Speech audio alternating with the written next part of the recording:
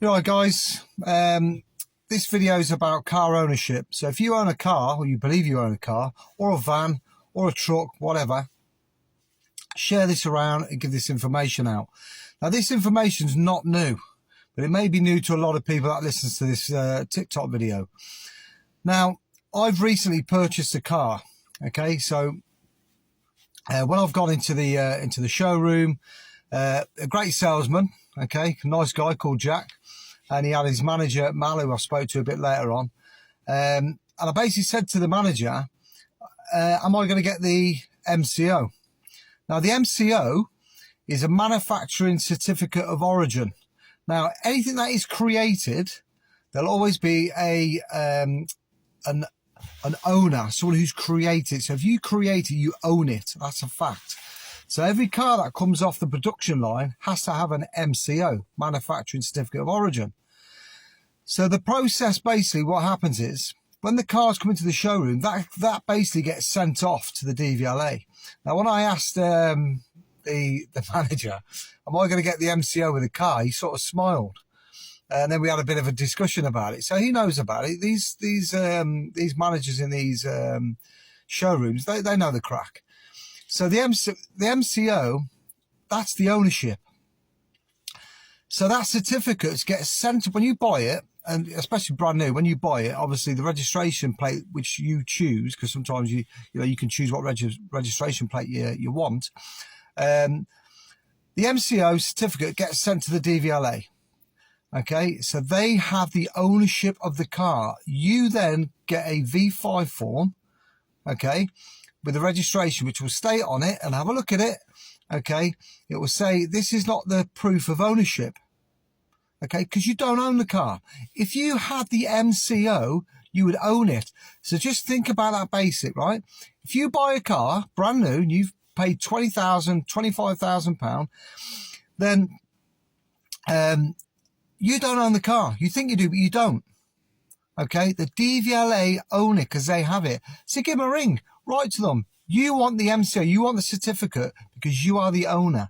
Now, the reason why, right, this fraud, this deception, okay, is because they have the MCO, so they own the car, but they have now issued you with a V5 form to let you have the privilege of having the car as long as you follow the rules and policies that the DVLA set out.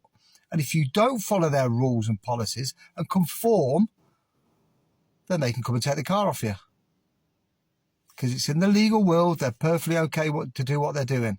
But the fraud and deception, okay, is the fact that you don't know about the MCO, a manufacturing certificate of origin. And that belongs to you if you've bought it. So I suggest anybody watching this video, test it out. Okay, research it yourself. It's absolutely true. Absolutely. All right. When you buy the car, get in touch with DVLA, and it doesn't matter. It doesn't have to be brand new. Okay. You can buy a used car. It's got a registration plate, right? Which the DVLA gave you in exchange for the MCO. Well, no. Deregister my car. I want my MCO. I'm the owner. I don't have to follow your rules and policies. It's in the legal world. But the thing is, because they haven't told you, it's deception. It's fraud.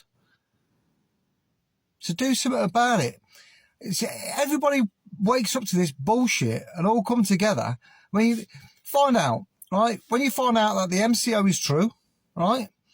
Then you find out that that's what you get in exchange with. And it says on the V5 form, it doesn't prove ownership of the car. Well, it can't. So when you get stuff through off, I don't know, PCNs and this, that and the other, for responsibility of your car, you know, we want to know who the owner of the car is or whatever. Well, just send it to them. DVLA own the car. They hold all liabilities because they're the owners. See what I'm saying? All right? Okay, so do something about it. Get in touch with the DVLA. Tell them you want to deregister. Okay, you're going to get pushback. Of course you are. But then you stay on target. Stay on target. So you're telling me that you have a certificate which says you're the owner of the vehicle. I've paid the money. It's my car. I want that MCO. I'm entitled to MCO. I paid for the car. You haven't paid for anything for it. So what makes you the right to be the lawful owner Stick to lawful, not legal. Lawful owner. You paid the car, you're the lawful owner. Now, when I bought this car, this new one I've just bought, bit of a hassle with it because I didn't want it in my name. I wanted it in my trust name. Yeah. And my last car was in the trust name, not an issue. So the car, I don't really want to stitch these up because I like the guys at this particular place where I bought it because they all are nice. They just don't know the crack. But their basically legal department, when I said, you know, the car's going to be paid is going to be registered in a trust, come back to me and said, but it hasn't been paid for by the trust. It's been paid by you, an individual. Well, let's just get this straight. Yeah. Any company or a trust, you know, it doesn't exist. Only men and women exist. So there has to be a name to it, right? So I paid for it out of my account. Okay. And I'm registering it in a trust because a trust holds assets. Okay. So that vehicle is going into trust. So I don't own it. Right.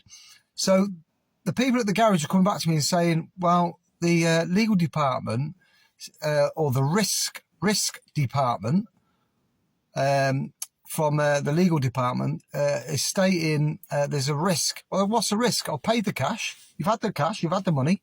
There's no finance. Where's the risk? And it's all because I have it in a trust name.